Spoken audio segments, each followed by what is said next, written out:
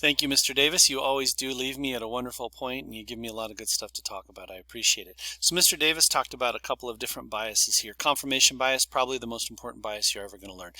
This list on Wikipedia is really interesting. It is a super long list of all of the cognitive biases that psychologists have found.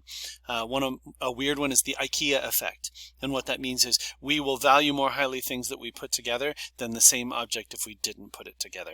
Stuff like that. So all the weird ways your brain kind of makes these weird decisions. So we're going to look at 4 coming up here. The first one we're going to look at is the anchoring bias. And the anchoring bias, if you think of an anchor holds you in place. And an anchor, if I give you a high number, it's going to anchor you to that point. If I give you a low number, it's going to anchor you to that point. Let me actually give you the experiment. I might be confusing you a little bit. I used to do this thing where I would ask people to write down the last 2 digits of their student ID number. So it can be any number between 00 and 99.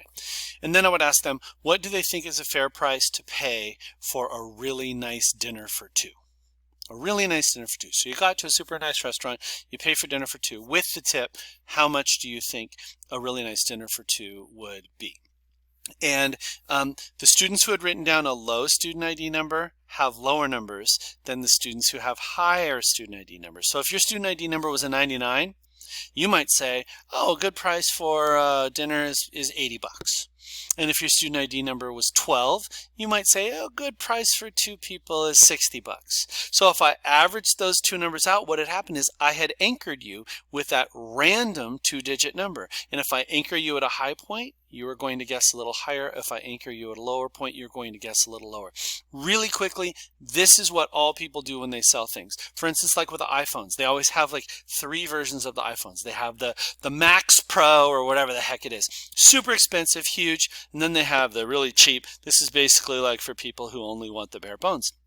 They know they're not going to sell a ton of that high one. What they're going to do is they have a low one, a high one. They're anchoring you at the high point so that the one in the middle, like not the Pro Max, but just regularly the Pro, that's the one they're going to sell. They're anchoring you at this high point so it doesn't seem like you're spending as much on the lower one. Okay, that's the anchoring bias.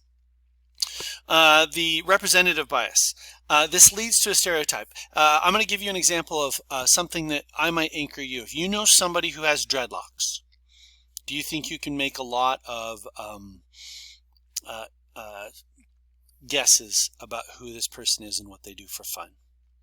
And if you say you say, oh, I have no guesses, I think you're kind of fibbing, because the idea is we think that if we can put somebody in a category, then they are going to share all of these things with this other person. I'll give you really a good example. And by the way, I talked to my classes about this the other day, and I really think it's important for you to remember not only the definitions, but even more importantly, the examples, like this one right here, the representativeness heuristic. And we're going to talk about algorithms and heuristics coming up.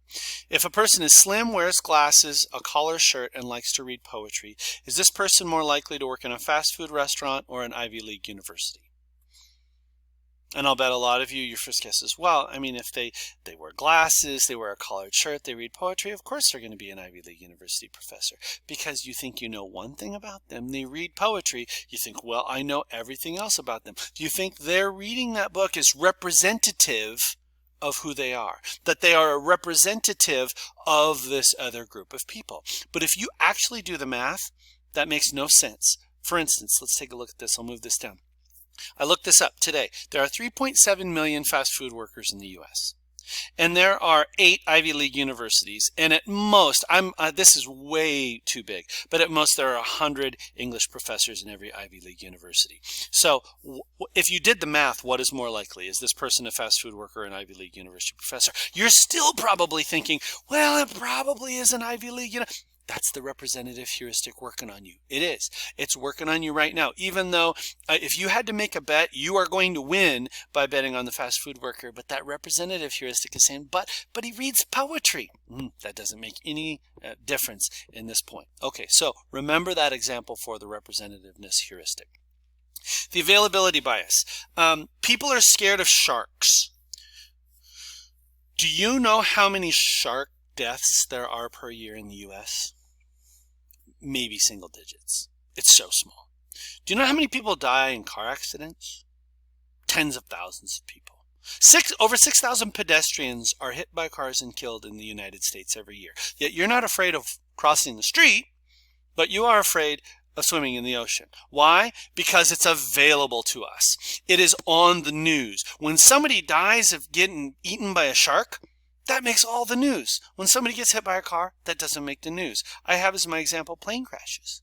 You know, it's much safer to drive somewhere than it is to fly. But we're afraid of flying. Why? Because it's available. Availability bias, available. Look at that term.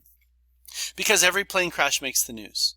Not every car crash makes the news. So what is available to us is what is what makes us think the way we think. And then the Toyota Camry, you don't notice Toyota Camrys until you buy a Toyota Camry, and then suddenly you see Toyota Camrys everywhere. Think of any car. If you've bought a Subaru recently, or if your family's bought any car recently, you didn't notice they were all out there until you bought that car, and then suddenly they're everywhere because that's available to you. That's the thing that is forefront in your mind. What is most available? The first thing that pops into your mind. You think dangerous shark attacks, not crossing the street. That's what's available. And I like this. I thought this was funny. World's oldest person eats bacon every day. So suck it, World Health Organization. That is the availability bias. You say, well, is it safe? Do you think you're going to live long if you eat a ton of bacon? No. But this woman is on the news. It's available. So we say, well, it must be okay to eat bacon. So whatever is think of information as a stack. And whatever is at the top of the stack is available. So she now is at the top of the stack. Plane crashes make the top of the stack. Shark attacks make the top of the stack in news organizations. All the other things that we might be more smart to be afraid of don't make the top of the stack. That's the availability bias. And then belief perseverance. Belief perseverance makes sense. Imagine if every belief that you had, every time you heard contradictory evidence, you went, ooh, I think I've changed my mind. And then you hear contradictory evidence again. Ooh, I've changed my mind again. Ooh, I've changed my mind. You'd never be able to make up your mind. So our beliefs persevere.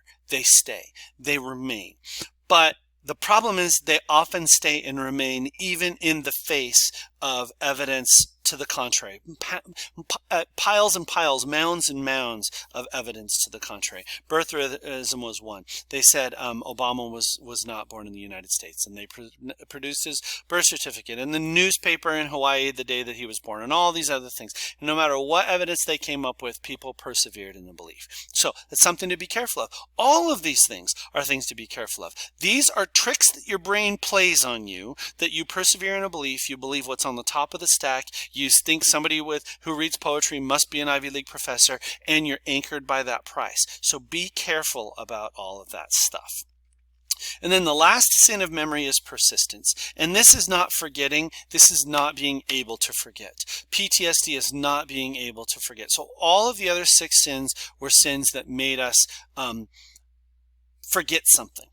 Persistence is we wish we could forget, but we can't. So that is the last sin, and it makes it different than every other sin. That's not something we're going to do. That's something that we can do together. And now I'm going to leave it with Mr. Davis, and he's going to talk about schemas, scripts, convergent and divergent thinking. This is fun stuff. So Mr. Davis, I left you with some fun stuff too. All right, here we go.